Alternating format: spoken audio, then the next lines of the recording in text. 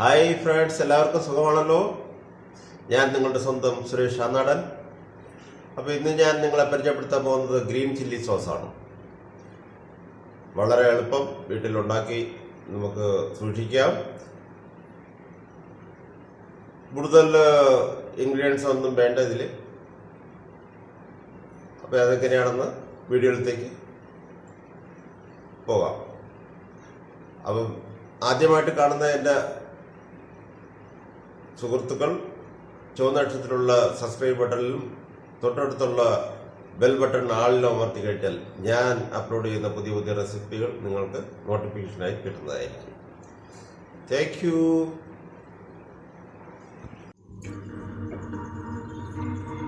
ഇന്ന് ഞാൻ green chilli sauce ഉണ്ടാക്കുകയാണ്. അപ്പോൾ 2 തരം മുളകാണ് എടുത്തിരിക്കുന്നത്, മൊത്തം 200 ഗ്രാം. ഇത് നല്ല കഴുകി ഇതിൻ്റെ ഞെട്ടെല്ലാം കളഞ്ഞിട്ട് എടുത്തിരിക്കുകയാണ്, കണ്ടില്ലേ. ഇനി നമുക്ക് കട്ട് ചെയ്ത് എടുക്കാം. ഇത് കട്ട് ചെയ്ത് വേണം എടുക്കാനുള്ള. അപ്പോൾ ഇതിൻ്റെ അകത്ത് ഇത് ഇങ്ങനെയുള്ള ഭാഗം ഉണ്ടെങ്കിൽ അതെടുത്ത് കളയണം, ഈ കറുപ്പ്. അത് നമ്മൾ കട്ടിച്ച് കളയാൻ നോക്കിക്കോളാം. അപ്പോൾ നമുക്ക് ഇതേപോലെ ചെറിയ ചെറിയ കഷ്ണങ്ങളാക്കി എടുക്കാം. ഇതേപോലെ നമുക്ക് കട്ട് ചെയ്യാം. ഇത് വെള്ളത്തിൻ്റെ അംശം പാടില്ല. നമുക്ക് ഇതേപോലെ എല്ലാം കട്ട് ചെയ്യാം. അപ്പോൾ ഇതേപോലുള്ള കറുത്ത ഈ ഞെട്ടിൻ്റെ ഭാഗത്ത് നമ്മൾ ഒടിച്ചളഞ്ഞ ബാക്കി ഉണ്ടെങ്കിൽ അതിനെ നമ്മൾ ഇതേപോലെ കട്ട് ചെയ്ത് മാറ്റുക. അതിൽ നിന്ന് ഒരുതരം കയ്പ് വരാൻ സാധ്യതയുണ്ട്. അതെല്ലാം മുളക് ഇതേപോലെ നമുക്ക് കട്ട് ചെയ്യാം. അപ്പോൾ മുളക് നമ്മൾ എല്ലാം ഇതേപോലെ കട്ട് ചെയ്തു. എൻ്റെ മൂട്ടിലുള്ള ചില മുളകിൻ്റെ മൂട്ടിലൊക്കെ ഇരുന്ന ഇതുള്ള കറുത്ത ഭാഗങ്ങളെല്ലാം നമ്മൾ കട്ട് ചെയ്ത് മാറ്റി കഴിഞ്ഞു. നമ്മൾ ഇതിൽ ചേർക്കാവുന്നതെന്ന് പറഞ്ഞാൽ ഒരു എണ്ണം 2 എണ്ണം ചെറിയ ഇഞ്ചിയുണ്ട്. അത് നമ്മൾ കണ്ടിച്ച് ഇതിലേക്ക് ഇട്ടു.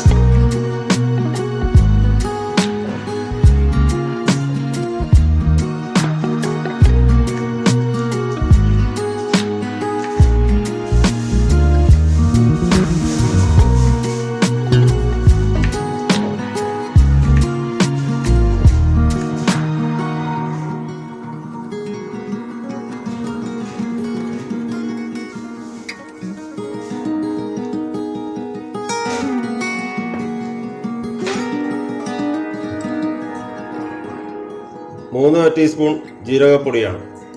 ജീരകം പൊടിച്ചതില്ലെങ്കിൽ സാധാരണ ജീരകവും ചേർക്കാം. ഇതെങ്ങനെയാണെന്ന് കാണിച്ചു തരാം. ഇത് വിനാഗിരി. ഇത് വെള്ള വേണമെങ്കിലും എടുക്കാം, അല്ല നിങ്ങളിൽ വെള്ളമില്ല, കളറോ ബ്ലാക്കോ ഏത് കളറാണെങ്കിലും ആ രീതിയിലുള്ളത് എടുക്കാം. ഒരു 4 ടേബിൾ സ്പൂൺ നമ്മളിതിൽ എടുക്കുന്നതാണ്. പിന്നെ കായപ്പൊടി, ഒരു നുള്ള്, പിന്നെ ആവശ്യത്തിന് ഉപ്പ്, ഒരു 3 ടേബിൾ സ്പൂൺ റിഫൈൻ ഓയിലും കൂടി ചേർക്കും. അപ്പോൾ നമുക്ക് എങ്ങനെയാണെന്നുള്ളത് നോക്കാം.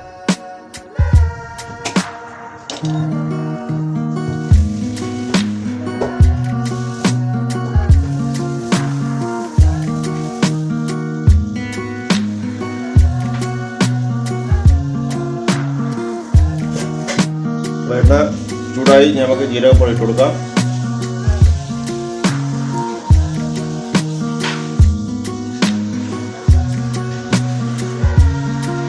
കായപ്പൊടി അത് കൊടുക്കാം. തീ വന്നിട്ട് ലോ ഫ്ലെയിമിലാണ് വയ്ക്കാം.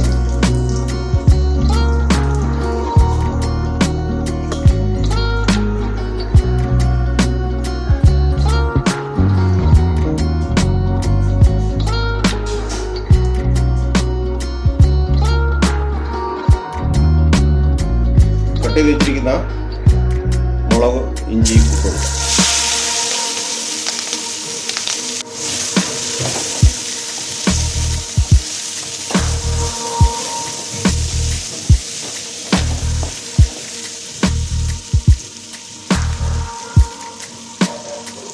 ഉപ്പ് നമുക്ക് ആവശ്യത്തിന് കൊടുക്കാം. ആണെങ്കിൽ പിന്നെ ചെക്ക് ചെയ്ത ശേഷം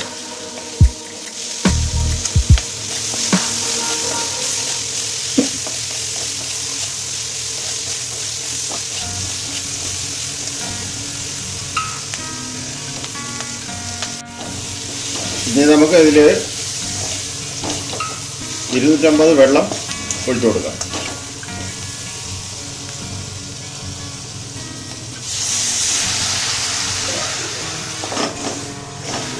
ഇനി തീ വന്നിട്ട് ഹൈ ഫ്ലെയിമിൽ വയ്ക്കാം.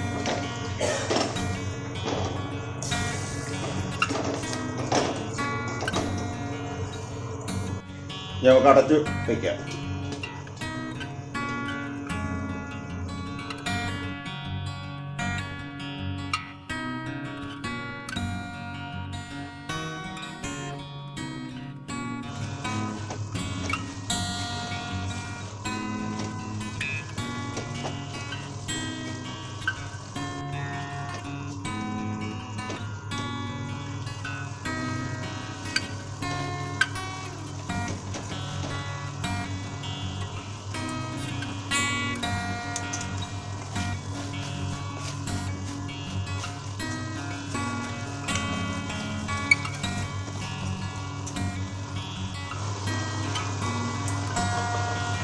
അപ്പോൾ ഇതിൻ്റെ വെള്ളമെല്ലാം വറ്റിക്കഴിഞ്ഞു.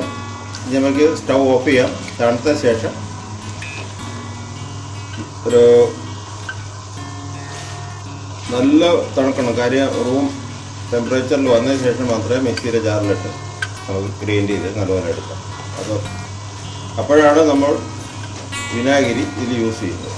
അപ്പോൾ എങ്ങനെയാണെന്ന് നോക്കാം. സ്റ്റൗ ഓഫ് ചെയ്യാം.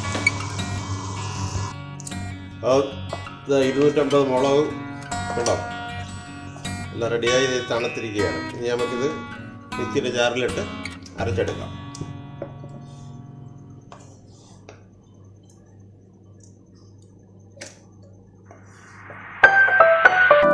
ഇതിനെടുത്തുള്ളൂ. ഇനി നമുക്കിതിൽ വിനാഗിരി ഒഴിച്ച് മൊത്തത്തിൽ 1/2 കപ്പ് വിനാഗിരി, അതിന്റെ പകുതി ഒഴിച്ച്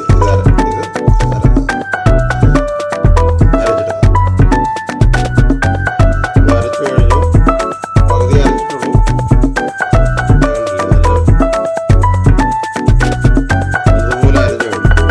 നമുക്കൊരു ബോളിലേക്ക് മാറ്റാം.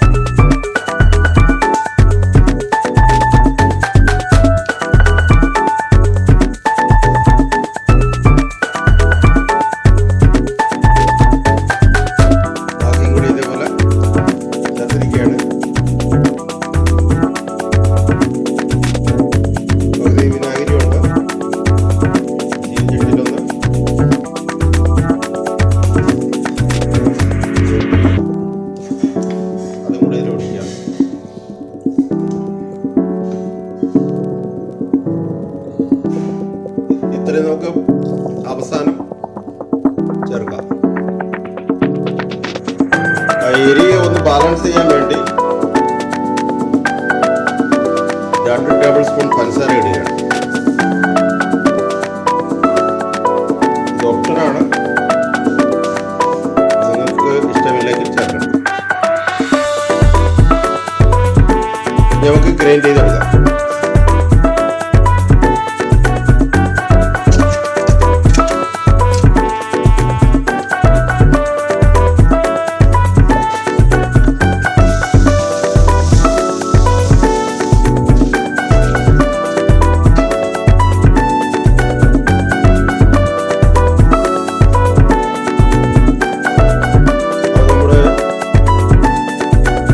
ചില്ലി സോസ് റെഡി ആയിരിക്കുകയാണ്. ഇതിൽ നമ്മൾ എല്ലാം നോർമലായിട്ടുള്ള സാധനങ്ങളാണ് ഉപയോഗിച്ചിരിക്കുന്നത്. വിനാഗിരി ഈ കപ്പിന് ഇത് 1/2 കപ്പാണ്. 1/2 കപ്പ് വിനാഗിരിയാണ് ഇതിൽ ചേർത്തത്. 200 ഗ്രാം മുളക്. അത് നിങ്ങൾ വീട്ടിൽ പരീക്ഷിച്ച് നോക്കുക. ഇത് ഒരു 2 മാസം വരെ ഒരു കുഴപ്പമില്ലായിരിക്കും. ഫ്രിഡ്ജിൽ വയ്ക്കുകയാണെങ്കിൽ 6 മാസം വരെ നമുക്ക് ഉപയോഗിക്കാം. വെളിയിൽ വയ്ക്കുകയാണെങ്കിൽ ഒരു 2 മാസം വരെ നമുക്ക് ഉപയോഗിക്കാം. അതിൽ കൂടുതൽ വയ്ക്കണമെങ്കിൽ പിന്നെ നമുക്ക് ഇതിൽ ചേർക്കുന്ന ആസിഡ് മറ്റു കാര്യങ്ങളൊക്കെ ചേർക്കണം. ഇത് നമ്മളൊന്നും ചേർത്തിട്ടില്ല. ആരോഗ്യപരമായിട്ട് യാതൊരു പ്രശ്നവും ഇല്ലാത്ത ഹോം മെയ്ഡ് ഗ്രീൻ ചില്ലിയാണ്. അപ്പോൾ എൻ്റെ എല്ലാ സുഹൃത്തുക്കളും ഉണ്ടാക്കി നോക്കുക.